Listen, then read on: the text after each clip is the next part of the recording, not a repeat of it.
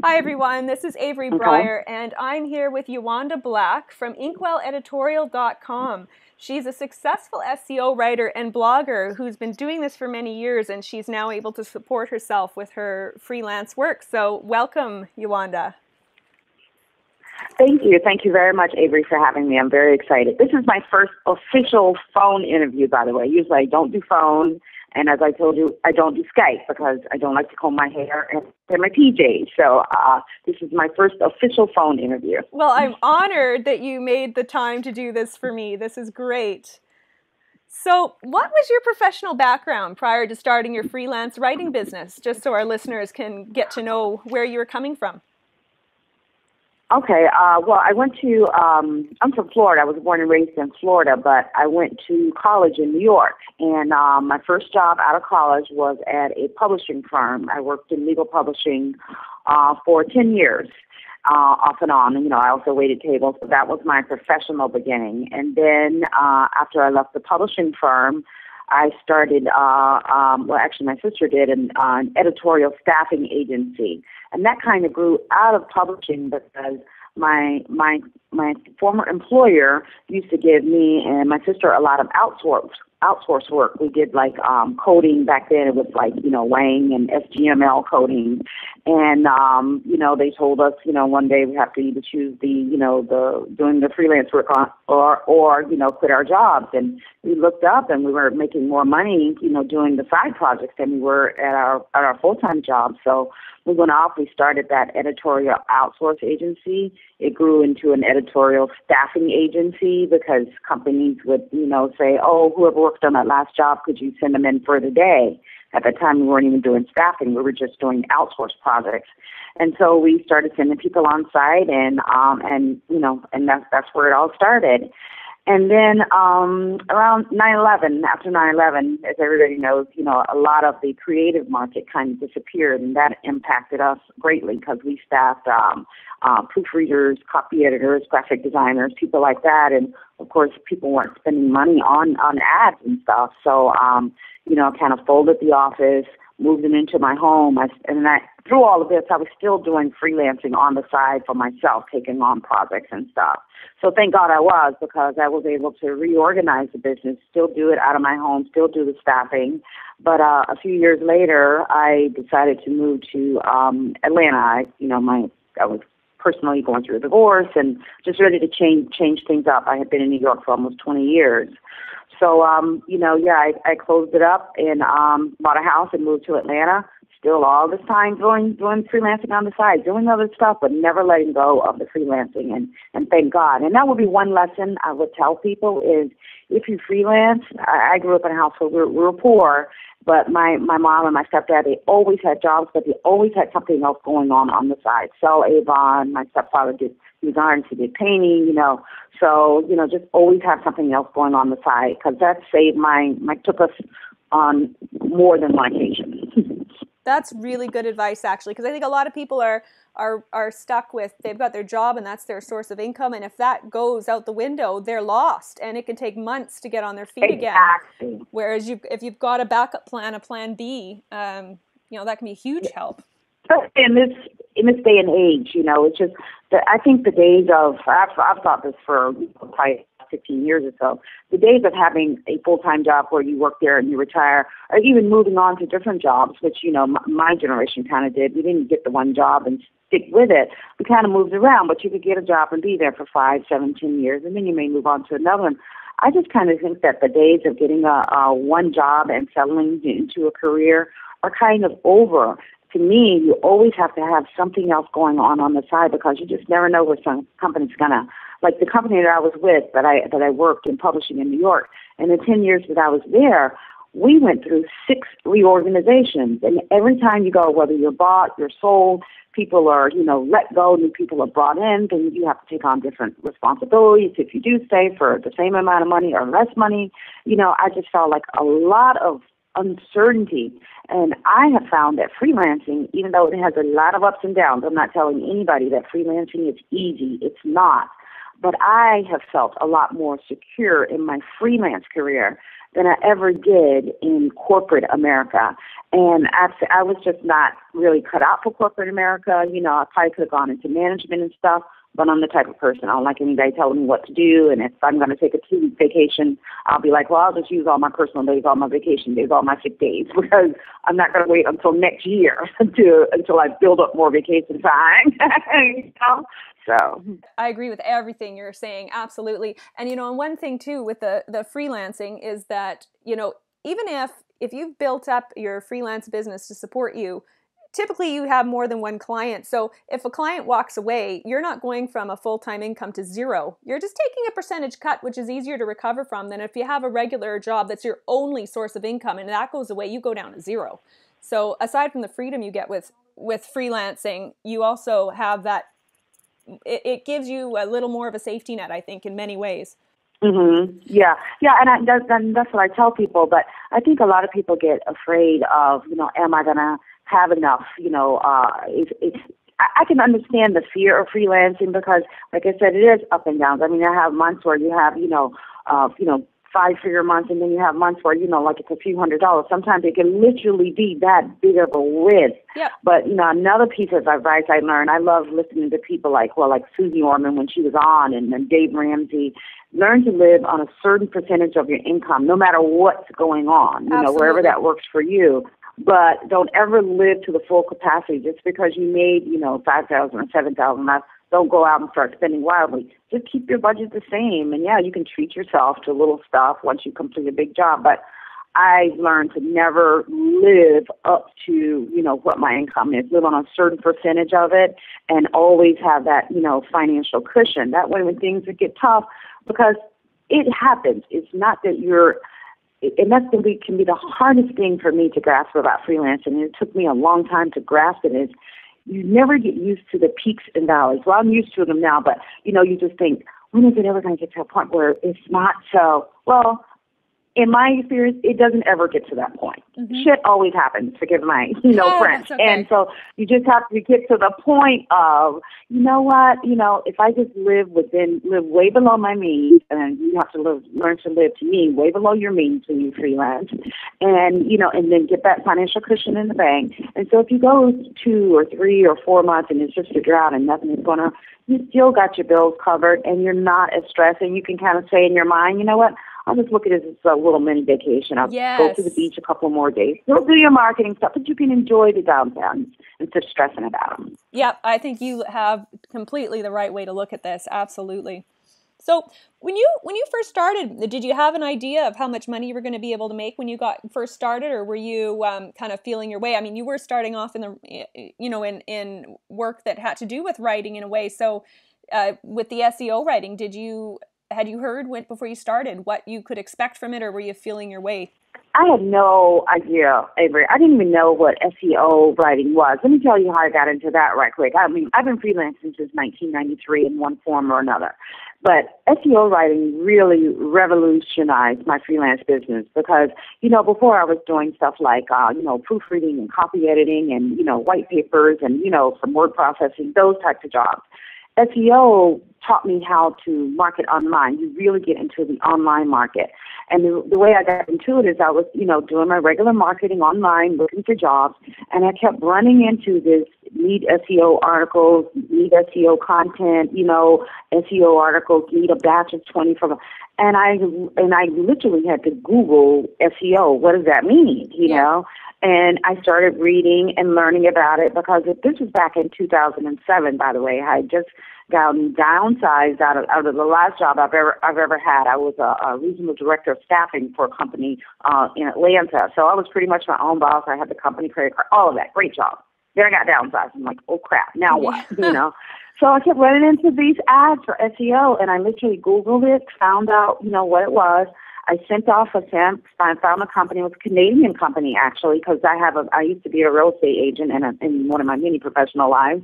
And I sent them an article that I had written on mortgages, and it wasn't an SEO'd article. It was just an article. And the guy sent it back to me and said, we really like your writing style. We know that you understand the market, but this article is not SEO'd.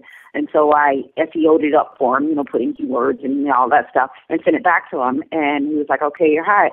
And they gave me so much work. I mean, at the time, I was only charging $25 an article. But they would give me 20, 30, 40 articles a week. And I was overwhelmed. Within 2 months of setting up my SEO writing business, I had to hire other writers under me to help me because they started recommending me to other account agents. This was an internet marketing firm, so they had many clients all over. So they recommended me to other account executives within their firm. So I had 5 or 6 people. One day I would log on and got, 3 articles from this one, 7 from this one, 12 from this one, and they all want them in like 3 days, so I'd be up writing all night. And then it just kind of blossomed from there. I started contacting other companies, and back then it was so easy. You just sent out an email saying, this is what I do, this is what my rate is, this is my turnaround time. And if you sent out a batch of, say, 25 or 30 emails, you were guaranteed to get like at least 1 bite or 2 nibbles or, a job or something. Yeah. But there's still so much work out there. And the thing is, because it teaches you how to market online, there's so many jobs that could come out of that. Like writing landing pages for, internet marketers online, doing, writing SEO press releases, for companies and stuff like that. So once you know SEO, which is just really about how to market online, there's so many different ways you can take that form of writing, and that's what I did. Yeah, I agree with you. That's what I've found as well. It's amazing how once you start writing for somebody, you think you're just going to start out doing SEO articles, and then before you know it, they've offered you a press release or a video script or a this or a that, and it just kind of, as you said, it blossoms into all kinds of things. Yeah. And at first you're Googling, how do I write X? How do I write Y? How do I write Z? Because I haven't done that before. But, you can find pretty much anything online these days, so it's not that difficult to figure out. Yeah, because people ask me a lot, well, how did you learn SEO? Where did you go to school for? Whatever. And I'm like, no, I am a self-taught SEO person, and it's not difficult. Some of the technical terminology around it can kind of scare you off, especially if you're not really computer literate or good with online stuff.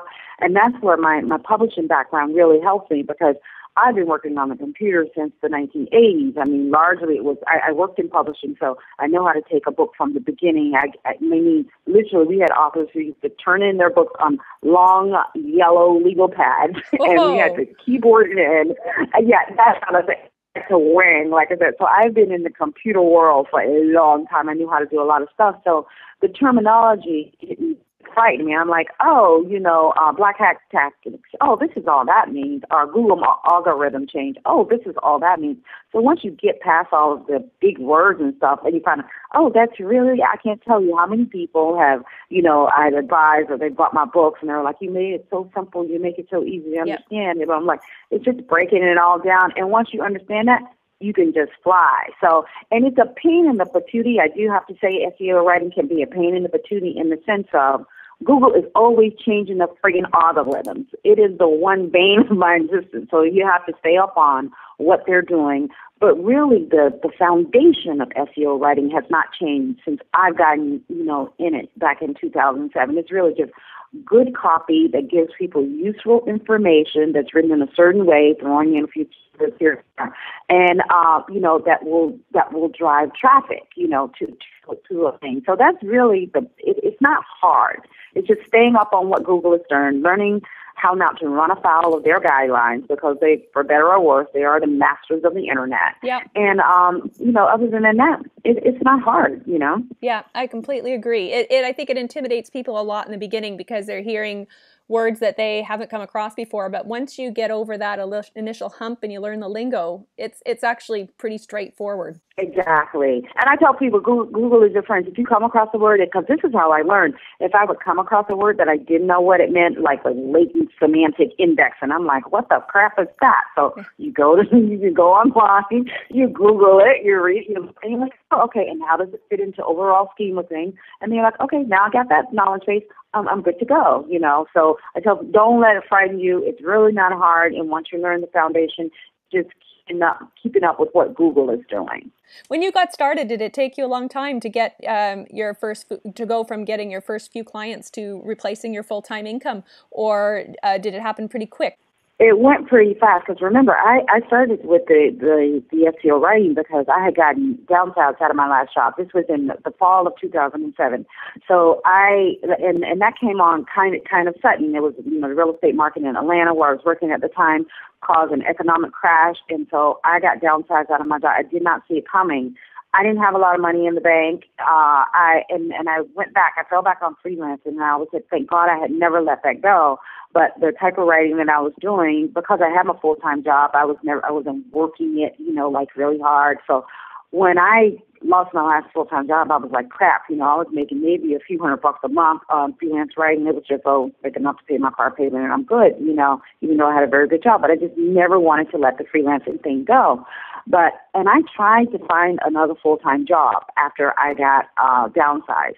But my skill set is kind of all over the place. I've been a manager. I've been my own business owner for years. So a lot of people are afraid to hire me because I have too much experience for these, but I have I can't be a VP of a Fortune 500 company. My skill set is somewhere right there in the middle. So it was very hard. And I say all this to say, I tried for probably 3 or 4 months to find another full-time job. I had a mortgage, I had a car payment, I had, health care, real responsibilities. I couldn't work for $8 an hour, $10 an hour, $12 an hour.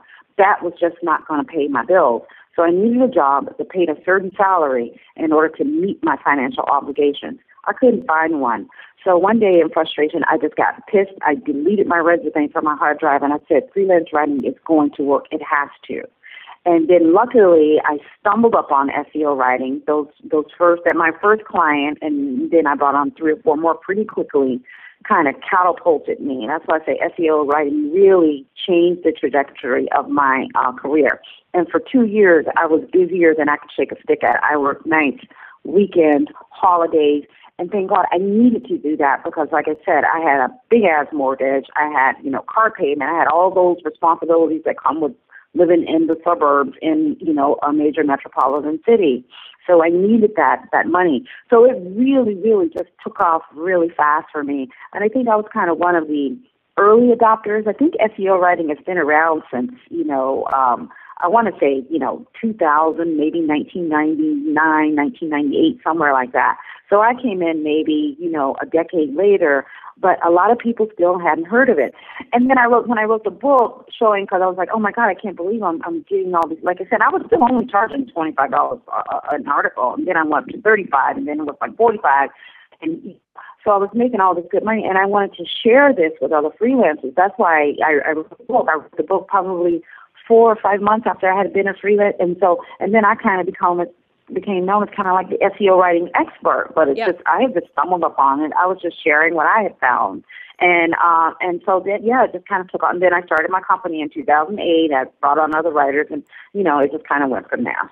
And how do you find it with the outsourcing? I think a lot of my readers are going to be interested in the outsourcing aspect of it, because I talked about that a little bit in my book, because it's something I experimented with. In my case, it was because I wanted a break from writing, quite frankly. So I thought that would be a great way to do it. And I was actually pleased with how well it went, actually. I'd love to hear what your experience is with outsourcing and how you got started with outsourcing and where you found your writers. Okay. Well, remember, I had owned an editorial staffing agency in New York, so I knew how to recruit people, and I was a recruiter. Been a recruiter for years, so I knew how to source talent. But I have to say, sourcing SEO talent, it was a bit of a challenge. I found that you probably have to go through 12 or 15 writers to find one that's a keeper.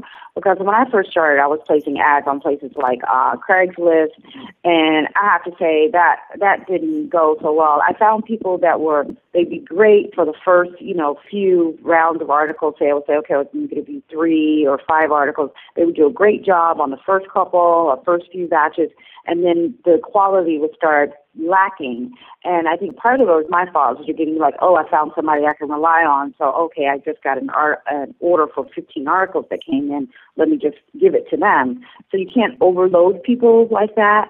Also, I wasn't paying that much, and that had a lot to do with it because at the time, like I said, I was still only making $25, $35 an article. So I was paying people $15 or $20 an article. And, that's great compared to you see a lot of $1 or $3 or $5 for 500 words. I still thought I was paying pretty well, but it's really, that's not a lot of money. So I just found I had to raise my prices, and this is when I started losing clients, but actually my income went up because I raised it to the point where I could afford to pay people $35 or $40 an article, so and I could still make money. And I lost some clients because a lot of the clients that I dealt with were small business people, and they just couldn't afford, that rate. So I had to start marketing to a different type of client. And so, but once I went through a whole bunch of writers, I have 4 that I use on a regular basis, when I need them. And they've been with me, for years. But I probably went through easily 40 or 50 writers to find these 4 that are consistently good quality writers. And I found, and the best place I found them was freelancewritinggigs.com. They used to have a job board over there. And I don't know if they still have a job board because I haven't placed an ad for a while. But I would say stay away from places like Craigslist and Backpage, and stay away from that type of place, and go to the really good freelance writing sites like freelancewritinggigs.com. Where they people of a certain caliber who read those sites are serious about their careers, and you're going to have to pay them more, but they're worth it. Yeah, that makes sense because it's true. I've so far, I know with myself, I've experimented with people from what used to be Odesk when I was playing around with outsourcing. But as you said, though, it does take going through a ton of people before you can find someone that's gold and really good. Right, exactly. So what tools do you use to manage your business? What are your indispensable tools that you use every day? Literally just a laptop. Literally, that's all I need is basically my laptop, and I would say my camera because I take pictures for certain blogs that I use. Let's see, myecovermaker.com because I do a lot of my own covers for my ebooks. I kind of SEO, actually, my SEO income is kind of secondary to my self-publishing income because I started writing, a lot of how-to books to teach other freelancers to do what I do, and then I've kind of dipped over into fiction. This has just been in the last couple of years, but SEO, when you get into it, it can be a lot of work all the time, and you get burnout real quick. And I'm like, okay, luckily, my career, I'm to the point where I don't have to touch a lot of the projects. I just do QC, what we used to call in publishing quality control. I get stuff back in from my writers, and I, go over and make sure that everything is just so. I do the pricing, jobs, and I am always the point person with the client. My freelancers don't talk to my clients. But back to my tools. This is just my laptop, my camera, eJunkie, because I use them to download my, to send the books to the people when they order, my eCoverMaker to do the covers.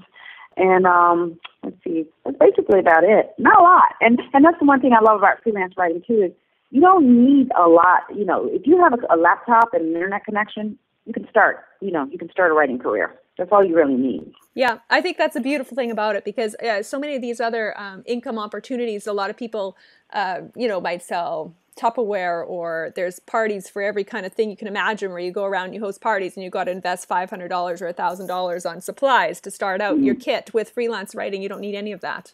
You already own a computer more than likely. You're already paying for your internet. So it really is to me one of the most lucrative things you can start because your investment is negligible and the money you can make is pretty darn good. It really is. It really is. What were your biggest obstacles when you started off, and how did you overcome them?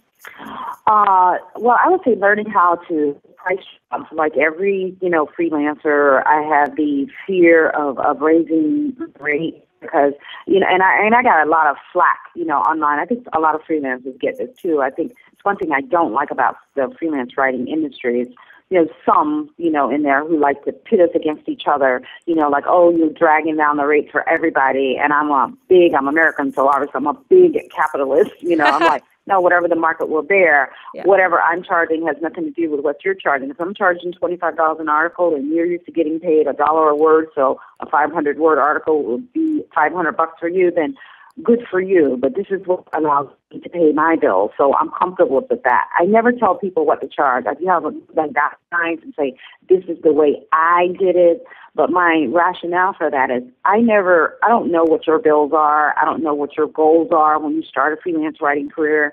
Sometimes it's just, I just want to make enough money to send my kid to summer camp, or, I want to make enough to be able to get my nails done, whatever your goals are, mine was to pay my bills, and I price my stuff low in the beginning so that I could bring on those clients, and that's what allowed me to get a foothold. And it took me probably 3 or 4 years before I started to raise my rates. Now I charge, just a baseline price. It's like $85 for an SEO article, and I could get more, but I'm comfortable with that because the niche the few clients that I do have, I know what their budgets are. They've been loyal to me over the years.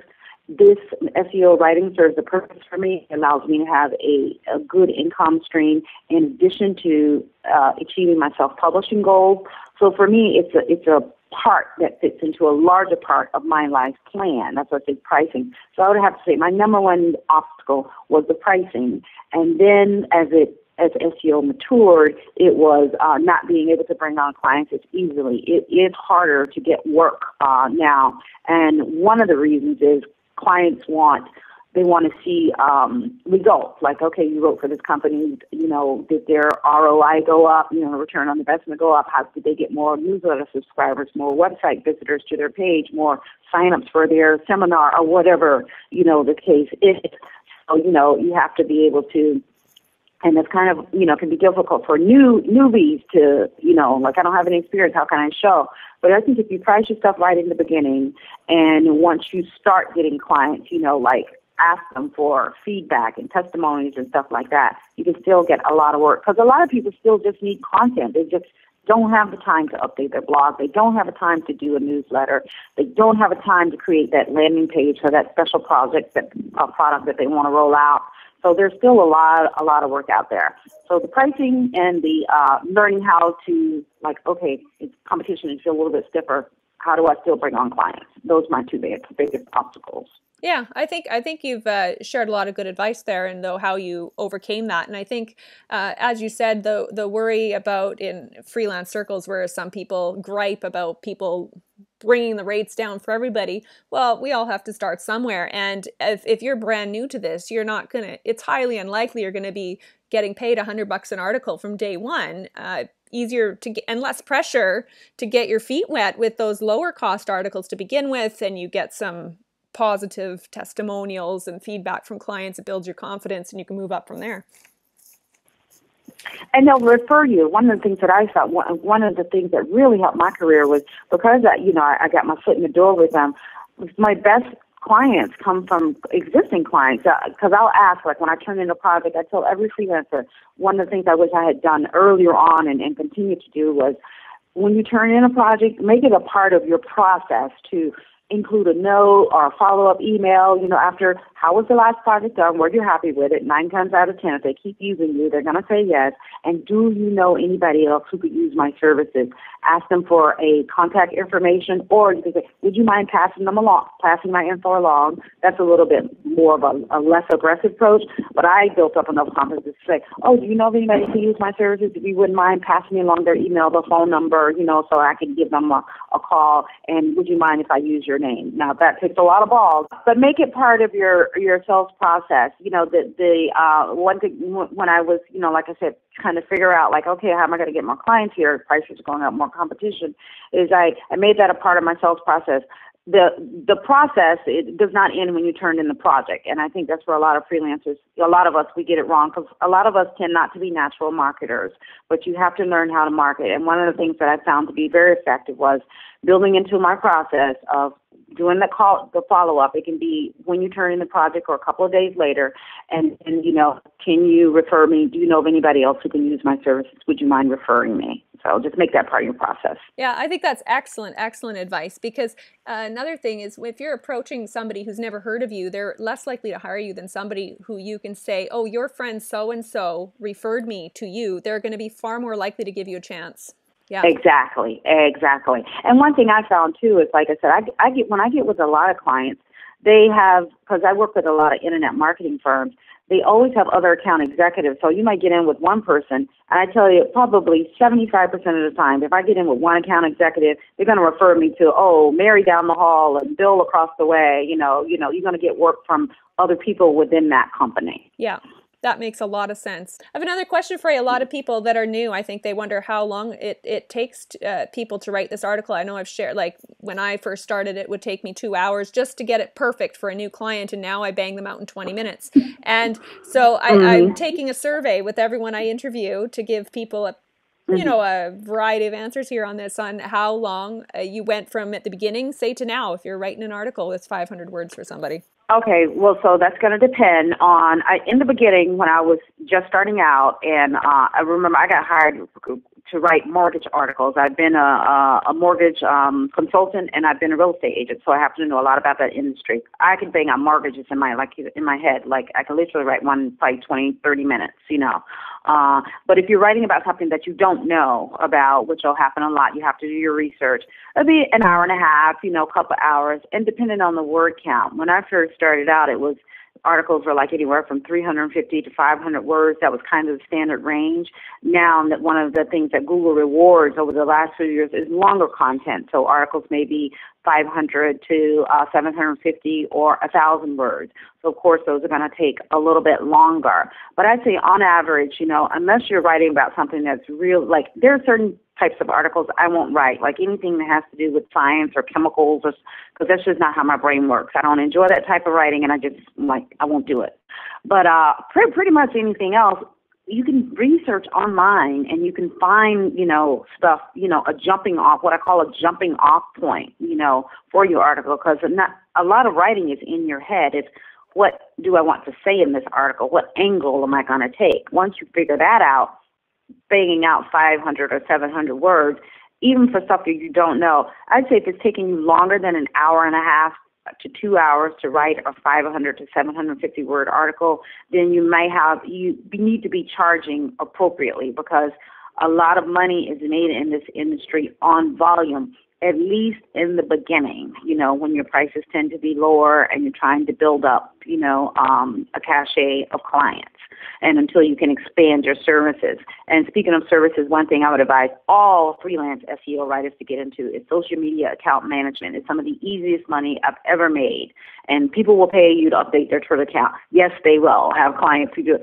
You can use tools like Hootsuite, auto schedule, and, that really supplements the writing income. But back to the how long, anywhere from realistically a half hour to 45 minutes for stuff you do know, to an hour and a half to 2 hours for articles that you may not know anything about, content you may not know anything about. Do you have one last piece of advice to close with that you would give to a new writer? I would just do it. My one regret about freelancing is that I did not start it sooner. And like I said, I come from, we didn't have much money growing up, and my parents always had second jobs. They always did something else on the side. Like I said, my mom sold Avon and stuff like that. And I wish, like, right out of college, because I'm not a corporate person, and I figured this out, like, probably later in life.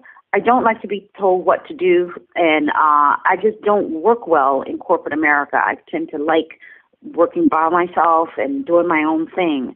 And I wish I had figured out sooner that freelancing was the right move for me.